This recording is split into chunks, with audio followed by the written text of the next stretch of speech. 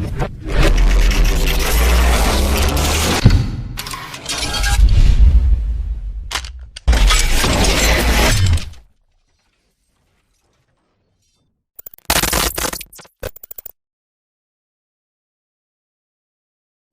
are two basic motivating forces, fear and love.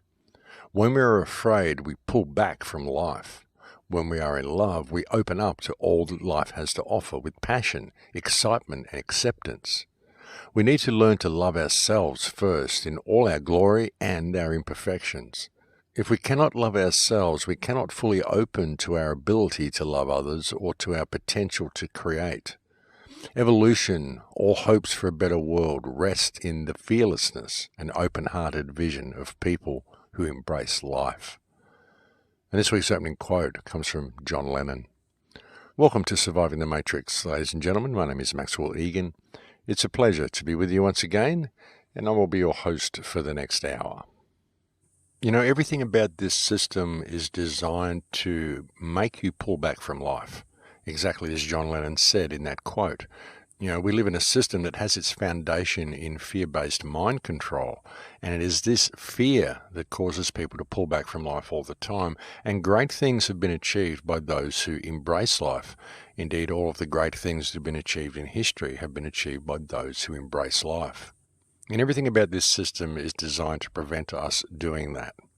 I mean, sure, we're given certain pleasures we can pursue, certain enjoyment zones we can go and participate in and all that sort of stuff. We're given things to do, but is that really what it's all about? Is that really how you participate in life? Because life isn't really about working and then going to the designated enjoyment zones. Life is about excelling. Life is about experiencing the art of being you. But everything about this system detracts us from that path. You know, even the spiritual paths that we get led down are usually circular paths that lead us into a little blind alley and keep us locked in there in a state of inaction.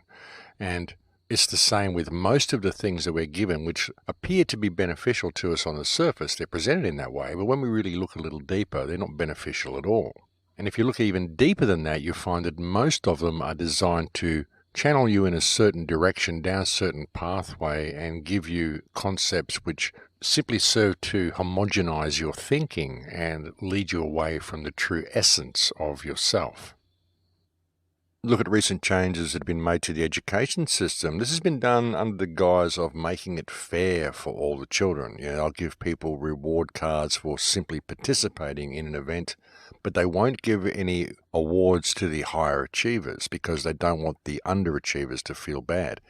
So essentially, they're not rewarding high achievers, they're not rewarding intelligence. And what this does is it prevents people from excelling. It makes people believe that everybody is of equal brain capacity or equal ability to everybody else, and this simply isn't true. This prevents people from ever feeling that they can excel. It prevents people from leaving school becoming entrepreneurs, and it basically homogenizes society so that there are no high achievers because there are no underachievers. And this effectively makes everybody uniform in the eyes of the system, but as I said, it also prevents people from ever being able to excel and remove themselves from the control mechanisms of the system. Now, something that I've said many times before is that what we're actually facing here is a spiritual battle. And this can be applied to the emotional response to the system and also the legal response to the system. And even when we look at ways out of the system, and I'm not talking about legal ways out of the system or freeman ways out of the system, but more emotional ways, spiritual endeavors, more ways of internally removing ourselves from the system. Many of the things that are offered to us, such as the New Age movement, many spiritual pathways that people pursue, these sorts of pathways are very often designed to steer you away from any real participation in life as well. And that may seem like a strange thing to many people, but it's true.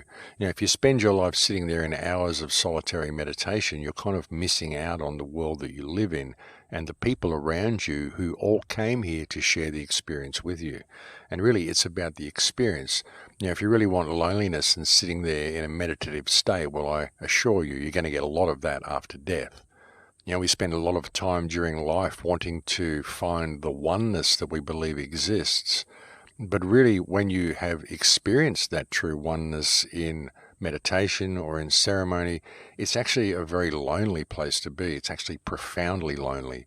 And you're going to get plenty of that after this experience is over. So make sure you don't miss out on the path and miss out on the journey that you're on and miss out on the experience and the joy of duality, the joy of actually having someone to have a conversation with. It's a pretty good thing. We've been given this concept of what duality is and how we need to step away from duality. And sure, when duality separates us and makes us fight and argue with each other, it's a bad thing. But duality in itself is how experience happens. Without duality, you can't have any experience because you're simply at one with the entire universe. You are all-knowing, all-powerful, all-omnipotent. Where is there to go from there? Who is there to talk to? What is there to do with all of that information? Could that be why we come here? Why we come here to experience this grand duality amnesiac experiment? Because it's really the only way to have what we would call experience. It's the only way to have any real experience at all. And without the amnesia that goes along with it, well, how would you have anything new ever happen? You'd already know the outcome of everything. You'd already know every experience, every sensation. So you need to come into this reality with a completely fresh slate, not knowing anything, in order to make the experience even worth having. Indeed, to even have an experience. Just imagine, folks, if you came here knowing everything about everything, then what would there be left to experience? It wouldn't be experience. It'd just be a repetition of everything you've already experienced. And everything, no matter how fantastic it is, it doesn't matter how much you love it, if you do it enough, eventually it's going to get old. But think of something that you really love to do and remember the joy that you got the first time you did that, and the joy that you received the many times that you did it after that. But if this went on for 10,000 years or 1,000,000 years, how much joy would you get from it? And so you have to live the life in a state of amnesia, or else there is nothing to experience. One of the greatest things to know about life is that it's about the experience. It's about the journey. It's not about collecting stuff. It's not about material wealth. We often think it is. We think that this quest for wealth and this quest for intellectual knowledge or this quest for whatever is experiencing life, but it isn't. Life is about sensation. It's about taste. It's about smell. It's about sight. It's about feeling things. It's about touch. It's about eating food. It's about feeling emotions, learning what these emotions are for and how to use these emotions, and feeling love for another person, experiencing the trees, the birds, the butterflies, the ocean, all of the incredible things that are here to experience, that only exist in physicality. And it has nothing to do with the accumulation of wealth. It's about the journey. We go down this pathway of this quest for knowledge or this quest for wealth, but what you find is that the more of it that you get, the less satisfied you become. It's an interesting thing. If you gave everybody in the world $10 million or $100 million or $1 billion or whatever, just give them unlimited wealth, probably within a week or two or a month or two, certainly within a year, they'd all be bored silly. They wouldn't know what to do with themselves. If they were able to do everything, they wouldn't know what to do with themselves, because none of the things that they really do in life are real pursuits. Like if we get $10 million, what are we going to do? They're going to go and spend it on traveling the world and going to all these places, which have all been homogenized to be the same as everywhere else. Or what are we going to do? Buy fancy clothes or a fancy car or a big house or whatever.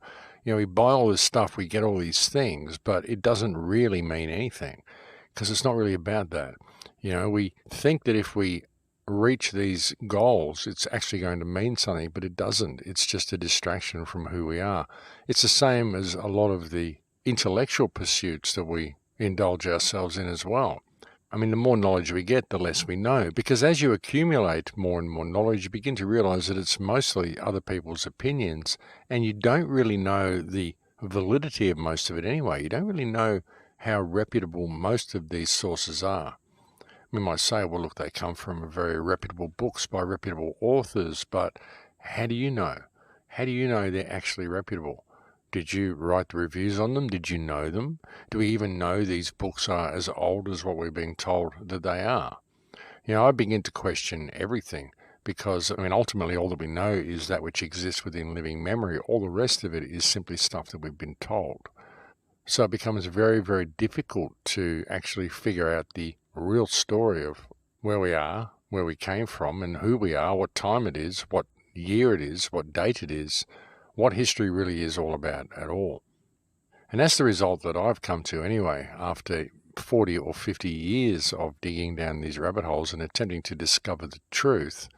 What I've discovered is that the only real truth I ever knew and will ever know is myself. You know, even with the history book that I wrote back in 2005, Earth's Forbidden Secrets, when I was looking at that book, or when I was looking at the information to write the book, I was assuming that the timeline we're given is correct. I was assuming that time has progressed in the way they say it has progressed. I mean, sure, there may be certain problems with history, such as when you look at the pyramids, they claim they were built 4,500 years ago, but all evidence would suggest that they were actually built around 10,500 years ago. But that, again, is using the timeline we are given as a reference point. And admittedly, all I was really attempting to do with that book was point out the fact that everything we're told about history is wrong. I mean, history is completely different to what we're told it is, even given the timeline that they give us. Even if the timeline they give us is correct, history is still completely different to what we're told it is. Because we've got all these monuments and all these things lying all over the planet which tell a completely different story to the one that we've been told. So that was the main point of the book. But like I'm saying, even in looking at that, I was still using their timeline as a reference point because I was assuming that that timeline was correct. But what if that reference point is completely wrong? What if that timeline is not correct at all? An interesting thing that I've come across recently is a mudslide that happened in Europe sometime within the last 400 or 500 years. I mean, and I'm talking a mud flood, not just a mudslide, a mud flood that seems to have gone right across the entirety of Europe because they're finding buildings in Russia. Like there was one building, they went in there and they started digging a foundation to put in a new building. And as they were digging down, they found that the buildings next door actually had another floor below ground level that nobody knew was there. And they just covered it all up, moved the front entrance to the building up to the second floor and allowed it all to stay that way. And there's a whole layer of mud that has gone right through this town around about 12 feet high, which is virtually buried an entire level of the town. And they've also found this to be the case in Italy, which is way down in the south of Europe, the south of the European continent. So this is in Russia and it's also in Italy, so where else is it? And I'm finding buildings in Holland that have got strange dates on them. They have a J there instead of a 1. For example, a town that was built in the 1600s, the date on one of the buildings may be J646, which gives the impression of 1646, only it has a J there instead of a 1, which is a very interesting thing, which makes me wonder whether that is possibly a Jesuit reference or a reference to the Julian date, the Julian calendar, or is that simply the way they wrote ones back then, or what's going on? But these buildings that we're seeing that have a complete floor buried below the surface were built around about the 15 or 1600s. So if this mud flood went across the European continent, it's happened very, very recently, like within the last 400 or 500 years. So why don't we know about that? And of course, even thinking about that, it brings all of our history into question. It brings the Renaissance into question. It brings the medieval history into question. It brings ancient history into question. It brings everything into question, because if we don't know this, then what do we know? And what is true about what happened in history? Indeed, how old is our history? How old is the history of this place? Because there's a very real possibility that as recently as 500 or 600 years ago, we were living in a very, very different world. Of course, you wouldn't think that, because we can look at our history books, and our history books show a gradual linear progression through civilization into technology and where we are now. And we tend to believe this because it's written in books, you know, the magic spell of the written word, the way it has this effect over us. But the problem is that when you actually go out and travel the world and look around the place, you find all these artifacts lying all over the planet, which tell a completely different story to what we're told in the history books. So what's the truth? Personally, I think the truth is that the human race has done some pretty remarkable things in the past, and all of this information has been obscured from view. A lot of what we are capable of has been hidden from us, and those who have maneuvered themselves into a position of power now are seeking to ensure that they always stay there, and that no one else rises above the mud from this point. They're really attempting to limit human potential, limit human thought, and as I said, limit the possibility of entrepreneurship, of people simply excelling by their own means because of their own intelligence and due to their own creative potential. Realizing that potential, being comfortable with it, and being able to excel in it. Now, all of the things about society which were put there to help people are being removed, and everybody is being constrained by legalities in what they can do and even in what they can think about. The social justice warriors are certainly making sure of that and going all out to homogenize the general thinking of society. And social media and smartphones and everything that is being done to make us all the same. When we're not all the same, folks. We all have equal value, certainly. We all have equal right to be here, but not all people have equal potential because not all people think the same way, and not all people are possessed of the same degree of intelligence as other people. Certainly not all people are possessed of the same artistic or creative potential as other people. We've seen some incredibly creative people excel over the centuries. I mean, imagine what it would be like for someone like Michelangelo or Leonardo da Vinci to be born into the modern world. Imagine how much they would be squashed. They would either be exploited and sent to a special school where they could be exploited and trained to think in a certain way, or they would be told that they are not to think themselves any more capable of anybody else and to just put all these ideas they had aside and to be a good little cog in the big machine. And the same would be for people such as Nikola Tesla, Victor Schauberger, Royal Raymond Rife, or even any of the mainstream scientists or academics that you may like or respect or whatever, Newton or whatever. None of these people would have ever been able to excel and to present their ideas to the world within the confines of the modern social and educational system. None of the great innovators in history would ever have been able to gain a foothold within the current system. And I truly feel incredibly sorry for kids that are growing up through the current education system that are forced to comply to the whim of the current education system. Because this system is designed to limit human potential and to never allow people to excel unless it's by government-approved methods. In fact, within the confines of modern education and academic systems, anyone who does feel creative or artistic will likely be offered the opportunity to change genders because there's simply no room for artistic and creative people and it serves no purpose to think for yourself in the modern world. So why not change genders and become something that you're not? That's literally how bad things have become. I'm not sure how many people saw the news report about a gender transition that has been undertaken for a 4-year-old in Australia, ladies and gentlemen. That's how ridiculous it's become. I mean, talk about destroying someone's life before they have the ability to think clearly or think for themselves or even know what gender they really are. Well, what's happening in Australia is a fine example, and this is child abuse, basically government-sanctioned child abuse being promoted by a government-controlled media and the demented mouthpieces that the media puts up there to just push this onto the people. And it's absolutely incredible that they do it, and people just allow them to do it. I mean, Australia is going really, really backwards in this respect. It really is leading the way in government-sanctioned child abuse and stupidity and gender transition and the homogenization of not only people's minds, but also of people's sexuality. It's really disgraceful to see. But the most amazing part about it is that people simply aren't standing up and doing anything about it. But that's just the way of this system, folks. That's what the system is designed to do. It's designed to destroy people. It's designed to shape humanity or reshape humanity into what the government wants it to be. And what they want people to be are good little drones who just do what they're told and just think the way they're trained to think.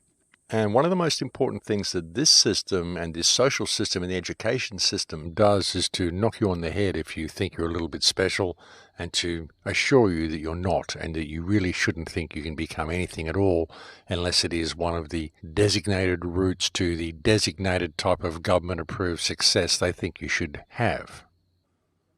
They just don't want anyone to have any new ideas that might change the balance of power or change the structure of the general social ecosystem.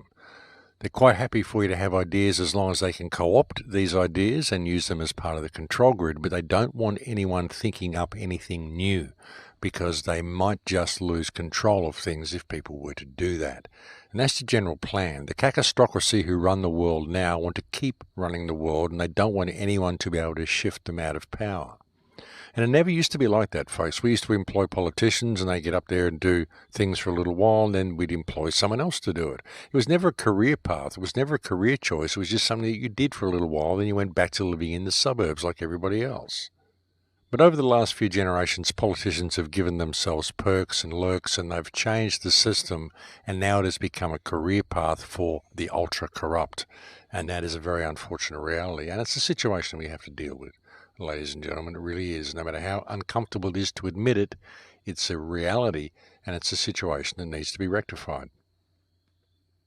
And the problem is, like I said, the politicians are going all out to reduce human potential and to make sure that no one is able to climb to the top of the pile. They're doing this by reducing people's ability to be able to think properly, their ability to really be able to understand their environment. You know, I mentioned earlier how they are removing awards from schools so that there's nobody able to excel. Everybody becomes homogenized. But they're also doing things to our biology which is quite dangerous as well. Like, not only are they messing with us genetically through the food and the vaccines and biologically altering us that way, making it very difficult for people to have babies so they can bring in their artificial sperm and their ectogenesis chambers and all this sort of stuff. Not only are they doing that, but they are also doing far more insidious things, such as removing our ability to hear properly or to see properly. You know, and they do this by limiting the light spectrum and limiting the sound spectrum that we're exposed to. It's like if you sit in a chair for the next 20 years and you don't actually get up and walk around, your legs will become atrophied because you simply didn't use them. And it's the same with your hearing and your sight. If you don't use it, then it becomes atrophied. What they've done with MP3s, for example, is they've removed certain frequencies from the music because, well, we figured you don't really need to hear those frequencies. And they've done it under the guise of reducing the file size for you, of course. But what they've done is they've removed a lot of the spectrum of music, a lot of the spectrum of sounds that you're normally used to hearing. So if you listen to MP3s on headphones all the time and your ears become used to only hearing that particular spectrum of sound, then your ears become atrophied and they don't hear the other spectrums. Eventually, there's just no need for them to actually listen to those areas. Subconsciously, this is how it works. It's the same with LED lighting. LED lighting is a very, very bland form of lighting. It's very unnatural and does not cover the full spectrum range of light frequencies that one normally sees in daylight. This, again, in turn, limits people's vision. It limits their ability to be able to take in these other spectrums and slowly blinds them. And they're doing this again with the spraying. This is one of the things, the byproducts of the chemical spraying that goes on in the sky. And for people who think that they're not spraying in the sky, please go and wake yourself up somewhere, splash some water in your face or something. I'm so sick of people coming and saying, oh, chemtrails are a myth, they're not spraying. I mean, look up in the air, they are spraying, and they've been doing it for a couple of decades now.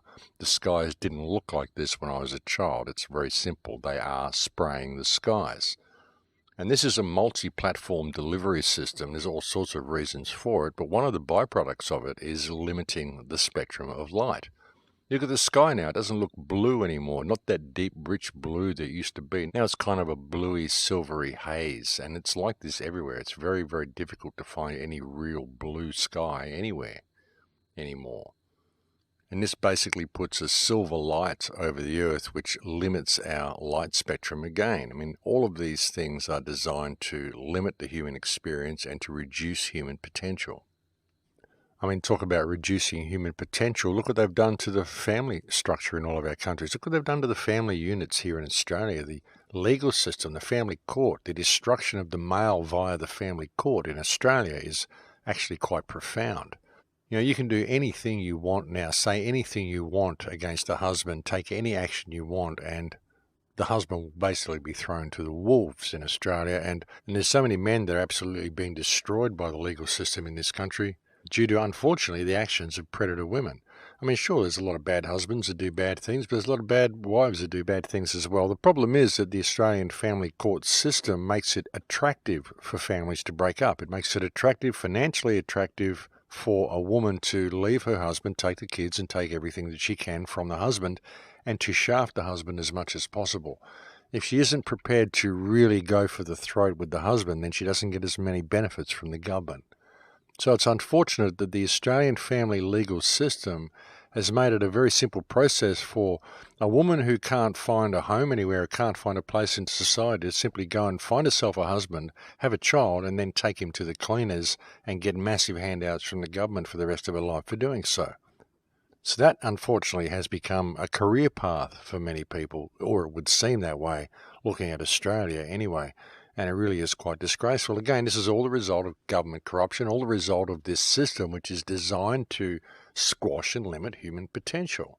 And look, in saying that, I'm not saying anything against women. I mean, like I said, there's a lot of bad husbands who do bad things. But in Australia, if you look at the way the family system, the family court system is constructed, it's constructed to make this a very viable career choice for a woman who can't find another path in life. And that's an unfortunate reality. And even if the decision isn't made as a career choice, what it does is make it a viable option for any young, struggling family. As soon as the family gets in any type of difficulty at all, which is very, very easy to do given the current economic system and the way the system is designed to ensure that families do end up in difficulty. In times of stress, families need to pull together, but the government makes sure it's a far more attractive option for the woman to simply leave. This, of course, creates a family with a single mother, and there is no father figure for the kids, and then the kids grow up dysfunctional, and then they get on drugs and Ritalin, and it all serves the system all very well. And this is why this system is in place the way it is. And it's a great way of dividing the community. It's a great way of making sure there's people on welfare all the time, making sure that people are dependent upon the nanny state. It's just a great way of controlling things and a great way of distracting people with the rigors of everyday life, which is why they do all this stuff. And they do all of this stuff just to keep us distracted. All these wars, all of this theatre, all this posturing, the worrying about the monetary system, nuclear war, all this stuff, and all the things they do to us on the ground, such as what I've just mentioned through the family courts, the drug problems, the drugs that they bring in and spread amongst the populace themselves, the heroin, the cocaine, the crack, everything. All of it is done to limit human potential and to further control human beings. And all of it is being done while this smart grid is being rolled out beneath it all. Again, I've spoken about this so many times, but that's what's happening underneath it all. And that's why we're seeing such a huge escalation in all this stuff at the moment. That's why we're seeing the system going hell for leather to ramp itself up in every direction that it possibly can. We've got so much theatrics happening at the moment. Posturing of wars and currency crashes and every stress they can think of to involve the family and education system, transgenderism, all the stuff that's going on, all of it to distract from what is really going on under the surface, which is this whole smart transhumanist reality that they're bringing online. Of course, this is why they want all the gender transition as well, folks, because once you merge with machine, you won't have a real gender, and so it needs to become acceptable for there to be 34 genders, because otherwise robots won't really have a place in society, and those who are enhanced by machines won't really have a place in society. It will be very difficult to find any type of legal status or socially acceptable place to put them if we don't establish this concept of 34 genders before we bring all this transhumanism online. Then it may not be quite so acceptable. There's always a deeper play, ladies and gentlemen. There's always more to what you see on the surface, and really when you step back and look at all of this stuff, you find that it's all intertwined and it all leads towards the same agenda. That's why I cover so many topics on the show. Even when I do one of these thought flows, I tend to go off on down so many rabbit holes and so many tangents, but when you come back, you find that they're all tied together anyway. So really, you've got to look from all of these perspectives if you want to be able to see the bigger picture. But I think we've reached break time here, ladies and gentlemen, so I'll leave it there for now and we'll go and have a break. Thank you for joining me on the air today. It's always a pleasure to have your company, and I'll speak to you again in a few minutes. Don't go away. And welcome back, ladies and gentlemen. Yes, so the theatrics in the world are just continuing. Everyone's still clinging on to every word that Q is dropping onto 4chan. And speculation as to even whether QAnon is actually AI. I'm not particularly convinced that QAnon is AI myself, but hey, who knows? You really never know what's going on in the world today. The posturing against North Korea is escalating as well, as to be expected. This is, again, to bring about the One Belt, One Road initiative that China is rolling out. You'll see China step in reasonably soon, probably around February or March, maybe a little bit later, but I wouldn't be surprised if it was around February or March that China will step in to quell the situation and save the day and prevent World War III from happening, and the world will be so overjoyed at the actions of China, how they've just saved us all from this terrible conflict that was about to happen, which was complete theatre for the masses anyway, and all designed to usher China into its new economic position in the world. And I would expect to see this happen around about February. That would provide 4 months to clean up the mess in preparation for the beginning of the new financial year at the end of June. And then we will see a huge economic restructuring happening. And this is all hypothetical, of course, and it may not go down this way at all, but it would not surprise me in the least if it does. Israel has also announced it is very likely going to adopt a new national cryptocurrency. So that is very revealing that Israel would be the first one to adopt a national cryptocurrency. Who knows whether that's true, but it certainly is being reported from some circles and it is in the pipeline. And with all the talk we're seeing come out of 4chan with QAnon and all of this stuff, the indictments, the sealed indictments, all the pedophiles being arrested, all this stuff, have you actually seen any changes yet, folks? Have you actually seen anybody being arrested? Have you seen any changes to the political system? Have you seen anything on the ground change at all since Trump got elected? Just be honest with yourself and look around you and ask what changes that you've seen. All we've really seen is a huge escalation in the conflict in the Middle East. We've seen Israel going absolutely hell for leather with new settlements since Trump's announcement that he's going to move the embassy to Jerusalem. We've seen a couple of other countries suggest that they will also move their embassies to Jerusalem if America does so. So this is a huge blow against the Palestinian people, very, very much supported by Donald Trump. We've seen all of this theatre and all this stuff going on and everyone waiting on the edge of their seats for something to happen, but nothing has happened because nothing ever happens. All of this stuff is put there to keep people distracted, to keep people waiting for the big change, which is always imminent but never comes. And meanwhile, underneath it, as I keep saying, is the smart grid all rolling out. And this smart grid is rolling out very quickly. They'll have the whole thing fully online by 2020. That's around about 2 years away, folks. This isn't very long. So they only have to keep people distracted with political theatre for the next 2 years, and suddenly everyone is going to find themselves in this digital prison that they didn't really know was coming. Well, a lot of people were warning them that it was coming, but they just didn't pay attention. And looking at the smart grid and 5G and all of this that's coming online, folks, there's a lot of disinformation out there. There's a lot of fear-mongering with 5G as well. The 5G grid that's coming online is a very dangerous system because underlying it is the potential for it to be used as an active denial system. But everything isn't simply going to go wrong as soon as this rolls out and we're all suddenly going to die and get microwaved. It isn't going to be like that at all. 5G is necessary for the IoT, for the Internet of Things to come online. What's dangerous about it in its inception, even with whatever benign use it might be given with the Internet of Things, the problem is that it is a millimetre wave, which is a very dangerous wave. It's the same as an airport scanner. So essentially when the 5G system comes online, it's going to be like we're all living inside an airport scanner. And that's not a very comforting prospect. But the real problem with 5G is the fact that underneath it is the potential for it to be used as an active denial system, a microwave system. And what may happen in the future once the AI that runs the 5G system becomes fully autonomic. This is something we're talking about maybe 5 to 7 years in the future. But this is nothing to really be fearful of right now, although the concern is that, as I said, it's a millimetre wave and it'll be like we're living in airport scanners. You're going to see a huge increase in skin cancers and perhaps people having emotional problems, sickness, ringing of the ears, just general malaise through the community, I would say, as soon as the system comes online. But it's not going to be instant death and instant New World Order lockdown as many people are promoting. That isn't what the 5G grid's about at all.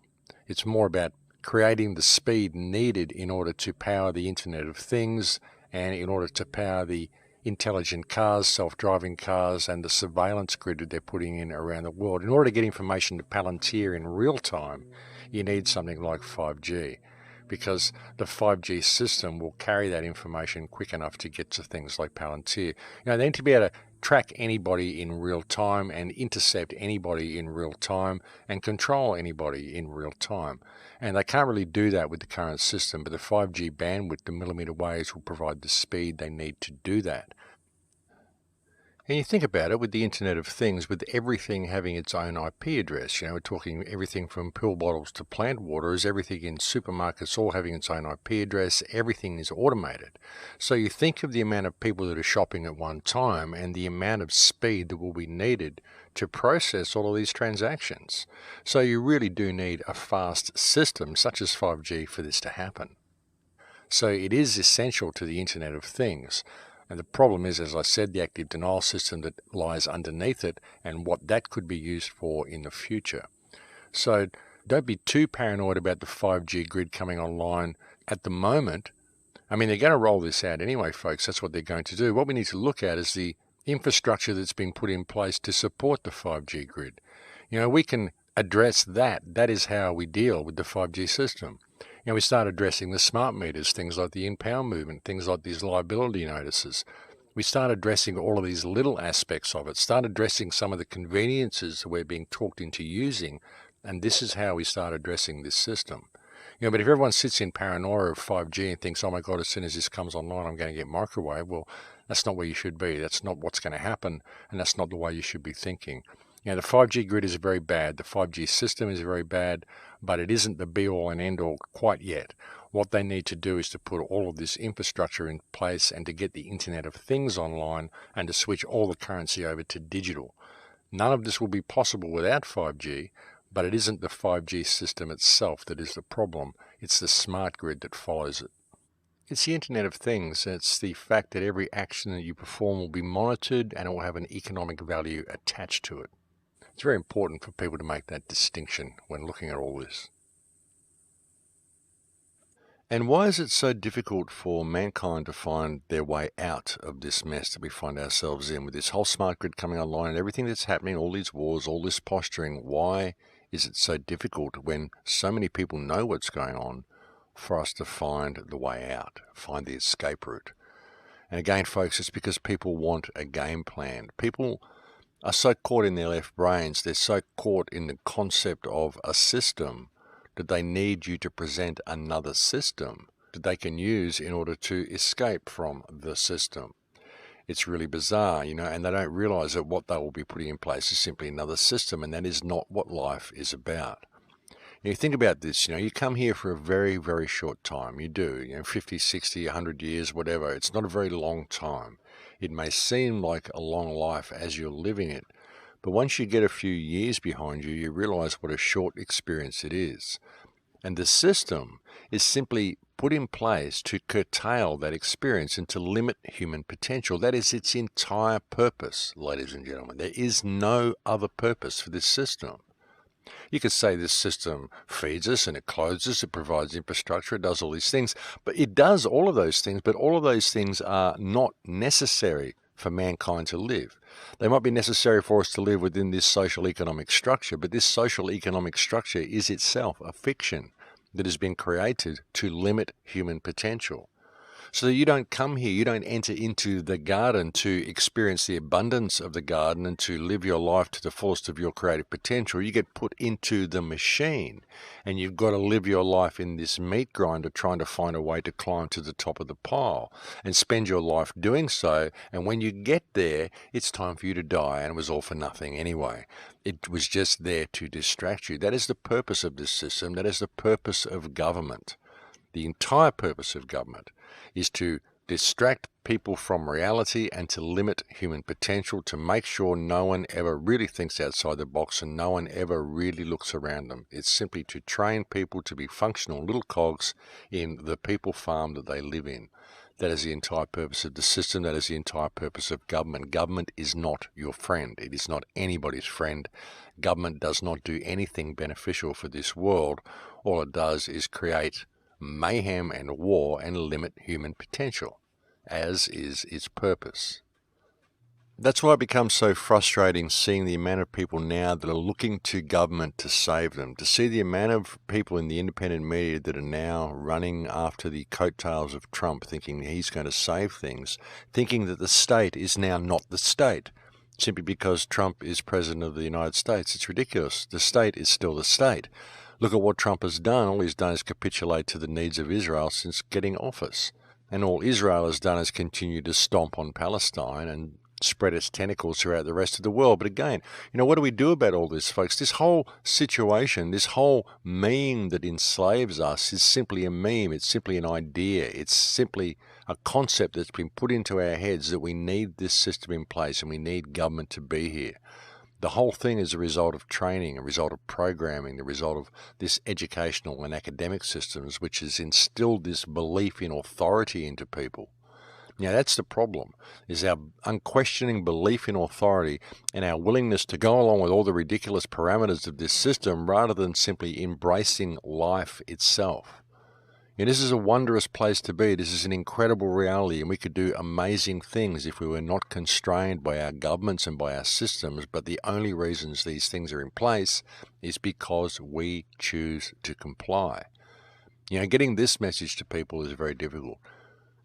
Freedom is so close and it's so obvious and it's so in front of your face and it's so easy to just reach out and grasp if people would simply wake up to themselves. That is the problem, ladies and gentlemen. This whole system is designed to keep you asleep, and most people are asleep. And all those who are wanting a game plan to get out of this mess are also asleep. They can't see the forest for the trees. They can't see that which is right before them and that which is right inside them, which is their own potential. They simply can't see themselves for what they are. It's like we're living in a dream world and we're all living in a virtual reality already. It's like we're coated in this stuff that slows us down. All we have to do is take off these shackles, take off these chains, take off this image of ourselves that we've put on and look at our true selves and look at the true selves and the true potential of other people and just realize what we can be. To me, it's so simple and it's so obvious and it would be so easy to do. And it frustrates me no end that others simply can't see it and they want a game plan. They want someone to lead them to safety when they don't realize that the only ones who can do that is themselves. And once they realize their own potential, there's nothing else they have to do. All they have to do is stand in that and the world will change around them. It's a ripple effect. If you stop indulging in wrong behavior, if you stop allowing wrong behavior in your lives, you stop tolerating wrong behavior and you start doing the right thing, always stay within the parameters of your moral compass, then it's a ripple effect. It changes the world. It has to change people around you. And it does. I'm living proof that it does, folks, because this is how I live my life. I live my life in a state of giving and attempting to help people, and my life just unfolds in the right way. It's kind of almost charmed the way my life just falls into place all the time, simply because of the attitude that I have and the attitude that I have towards other people. We could change this system so simply, folks, we really could, but we've got to realize that it's a fiction. The whole thing is a fiction. Even all the pathways, the Freeman pathways and the legal remedies and all the stuff we look for, these are all fiction as well. You're looking within a fictional system trying to find a fictional reality to the fiction. What is this all about? Sure, there's little modicums of remedy we can get that way, but ultimately you've got to step above the whole thing. Even with the Empower movement and the liability notice that they're putting out to people, if you aren't spiritually aware, then this isn't going to work. It's not going to work if you don't know who you are, if you're prepared to follow what is written on paper and not stand in your own personal power, then nothing is going to work. And if you are prepared to do that, then it's all you really have to do. That's always been the way out of this mess. Right since the beginning, that's been the way out. That's been my message right since the beginning as well. And it does work. I see so many people adopt this attitude and it changes their lives. And if the whole world were to adopt this attitude, it would change the world. But even in saying that, we don't need the entire world to do it. We just need those people who are active against the system to refocus their perspective a little bit onto their own personal power and realize that they don't have to fill out forms, they don't have to put in applications and lodge this and lodge that. All they have to do is stand up as a functional human being. That's all they have to do. Stand in the basic power of that humanity and you will change the world. Nothing can stand against that, ladies and gentlemen. No other human being can stand against that anyway. The power of a self-aware human being is absolutely phenomenal and can change this world. Indeed, it is what has changed the world every time in the past. Even those who've done bad things in the past, they've done so because they are confident in their own power enough to actually stand up and simply do it. And that's all we need to do, folks, to stand up and simply do it. And we have to stop squabbling. And that is one of the main things that holds us back, is the argumentative state of the resistance, how everybody has their head down rabbit holes. It's just ridiculous. We have to stop squabbling and get a little bit of focus. And we have to realize that we are the solution. The solution has to come from the people. The solution has to come from people who refuse to step outside their moral compass. Trump isn't going to save anything. As I said earlier, it's really blown me out how many people are embracing the state now simply because the state has a new face. It's absolutely incredible. Nothing's changing on the ground, but people are caught up in the theatrics, and they can't see that that's why all this has been done. When you look at the smart grid and you look at this whole AI system, the 5G network, everything that is rolling out, it makes perfect sense for someone like Trump to have been put in the big chair just to polarize the community and to keep people fighting and arguing and to dangle a carrot in front of the truth community, to throw them a bone and make them think like something's going to change and that Trump is the struggling underdog in there battling for the real people when he's not. It's very obvious that he's not. He's sitting next to Peter Thiel, he's sitting next to Mike Pence, and it's Mike Pence who's really running things, folks. Trump's just a mouthpiece for Israel, he's just a Zionist puppet. And all of this QAnon and all of the deep state theatre that's going on, all the theatrics, all the rubbish that's being fed to people by certain elements within the independent media, that keep people on the edge of their seats waiting for something to happen, waiting for this big change to happen, which is always imminent and never comes. And it all makes perfect sense for this to have been done right now while this whole 5G grid is being rolled out, just to keep people distracted and just to allow it to happen. And there's theatrics from so many angles, it's just absurd. This war with North Korea is never going to happen. And it's right at a crucial time, because now is the time people could simply put all of their differences down. I mean, you look at the cryptocurrencies and Bitcoin and all this sort of stuff. You could actually use this to disconnect from the financial system. If people were to disconnect from the system themselves now and simply walk away from it, they've actually got the finances to do it, a lot of these Bitcoin people. They could actually use this to completely circumvent this ridiculous legal system and to bring some accountability to this government, to bring some accountability to these politicians, because many of them actually have the money that they could put into doing so. Why isn't anybody doing that? Why haven't any of the people who've made millions on Bitcoin actually be using that to change this system? No, it's all about personal gain. It's all about stuff.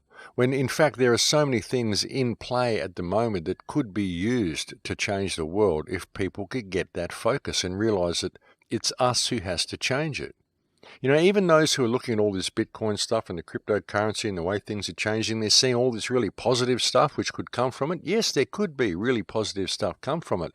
But when you've got this same government situation in place, when you've got the Rothschilds, and when you've got people like Donald Trump, and you've got the Clinton Foundation, and you've got the British royal family, you've got Malcolm Turdful here in Australia, when you still have this same cacostocracy in place all over the world, what changes are you going to see? What sort of a system are we going to have if we have not addressed and dealt with this criminal cacostocracy, which is in control of all of our governments? Now, you can't just ignore this. You can't just ignore that these people are here and think that if all this cryptocurrency takes over and it all goes to blockchain and blah, blah, blah, suddenly we're all going to be home and hosed and free. We're not, because this cacostocracy is still in place. These wars are still going.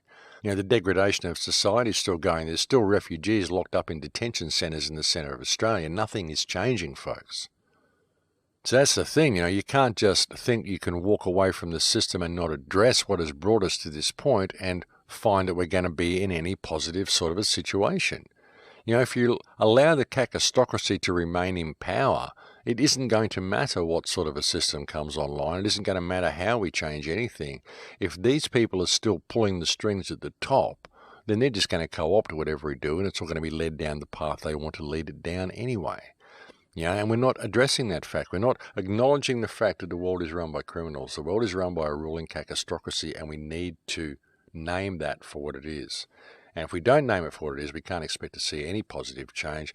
Don't think you can do anything within this system and it's all just suddenly going to turn to roses if these people are still in control at the top. And if we're still forced to pay for every aspect of our lives and everything you do to be based on an economic model, then we're not going to see any real change at all. And to change all of that, folks, it's got to come from the hearts of the people. That's the only place it can come from. You can't think the government's ever going to put anything in place to make things good for you, because they're not. Donald Trump's not going to do that. Of course he's not. He's a billionaire. What does he care? He doesn't care about you. He may pretend that he does, but he doesn't. He cares about himself. He cares about the bigger picture and where things are going to go for the grand future that they want to unfold, which of course will see Israel in a state of total safety at the center of everything, and no one must dare mess with Israel, when it's actually Israel that has created this whole global situation just to bring that situation about.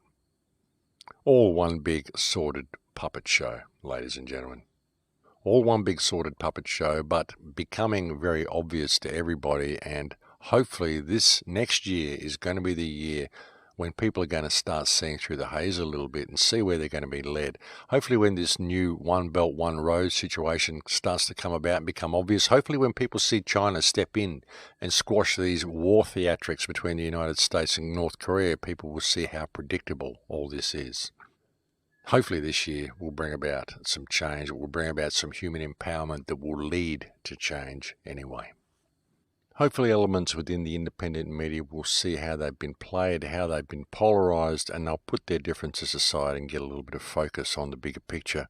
Hopefully people will begin to see that now is the time that they can make a difference and that they are the ones that have to do this and that they can do this.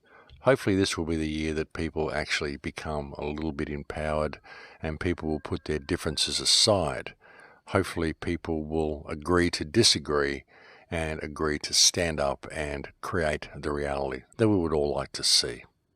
But it's got to come from the people, folks. It's got to come from the hearts of each individual out there. So all I can say is put down your stuff with other people.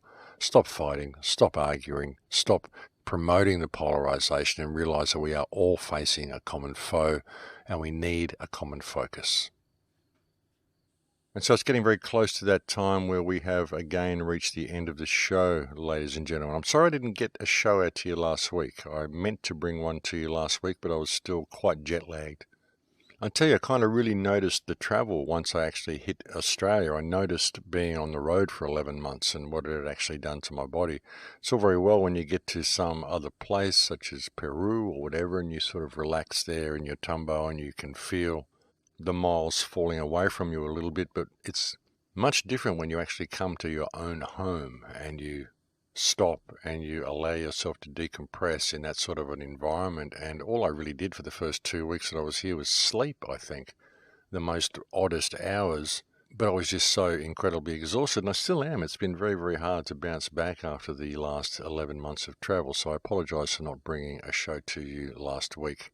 I will try to keep them regular while I'm here in Australia. I'm only here until the 31st of January, and then I have to head back again and finish the tour that I was on. And that should come to its conclusion around about October. And then I will be home, and I will be able to stay home for at least a couple of years, and I'm looking forward to that one.